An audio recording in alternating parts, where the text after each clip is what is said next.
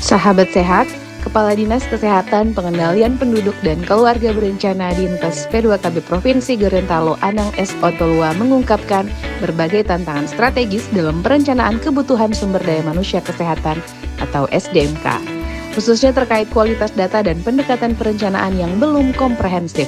Hal tersebut disampaikannya usai membuka pertemuan penyiapan data SDMK dan data rencana kebutuhan SDMK yang berlangsung di Hotel Aston, Kota Gorontalo, Selasa 14 April 2026. Dalam keterangannya kepada awak media, Anang menyoroti bahwa perencanaan SDMK selama ini masih cenderung dipandang sebagai sekedar penyusunan dokumen kebutuhan tenaga tanpa memperhitungkan aspek ketersediaan sumber daya dan pembiayaan secara menyeluruh. Ia menegaskan bahwa perencanaan SDMK harus berbasis data yang valid, mutakhir, serta terintegrasi dengan kebutuhan pelayanan kesehatan di lapangan.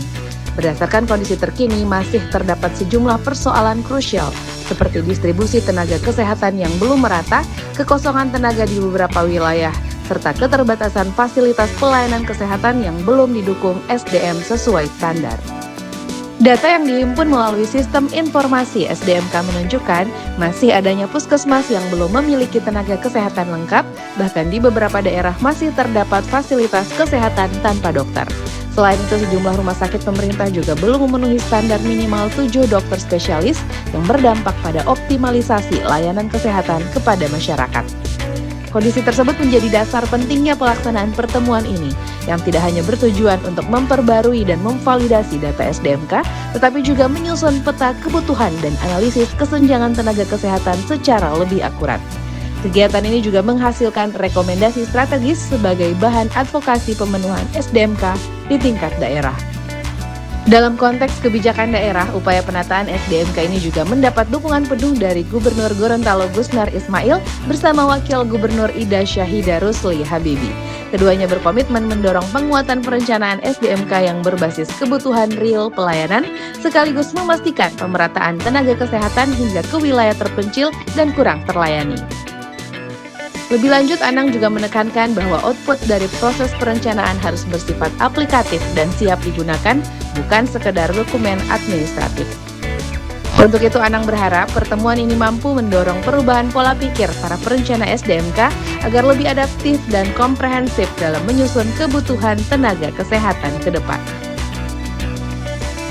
Ini yang saya harapkan betul-betul oleh Indah dibenahi, ya.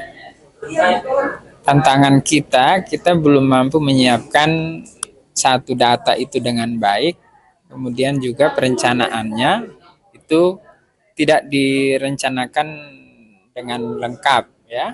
Kadang-kadang yang namanya perencanaan dianggap hanya dokumen rencana kebutuhan, ya. Tetapi maksud saya tim perencana ini bukan cuma sekedar mengajukan berapa tenaga yang dibutuhkan, tapi mulai dari sumbernya kira-kira bisa dapat dari mana, kemudian juga pembiayaannya bagaimana. Nah, itu yang sudah harus dipikirkan oleh tim perencana, ya, sehingga ke depan ketika kita advokasi kepada pemerintah daerah, dalam hal ini pimpinan daerah, ya, jadi kalau ditanya tantangan itu yang paling menonjol saat ini, dan saya berharap lewat pertemuan ini mindset itu akan kita ubah, ya. Teman-teman perencana baik di dinas atau di rumah sakit sudah harus bekerja dengan cara berpikir yang baru, yang lebih komprehensif, sehingga tenaga ini bisa dipenuhi. Melalui langkah ini, pemerintah Provinsi Gorontalo optimis dapat memperkuat perencanaan SDMK yang lebih terarah, berbasis data, serta mampu menjawab tantangan pemerataan dan peningkatan kualitas layanan kesehatan di seluruh wilayah. Pertemuan yang berlangsung selama 4 hari, 14-17 April 2026 ini melibatkan berbagai pemangku kepentingan, mulai dari pengelola SDMK Kabupaten Kota, rumah sakit pemerintah, hingga instansi terkait seperti BKD atau BKPSDM dan Biro Organisasi.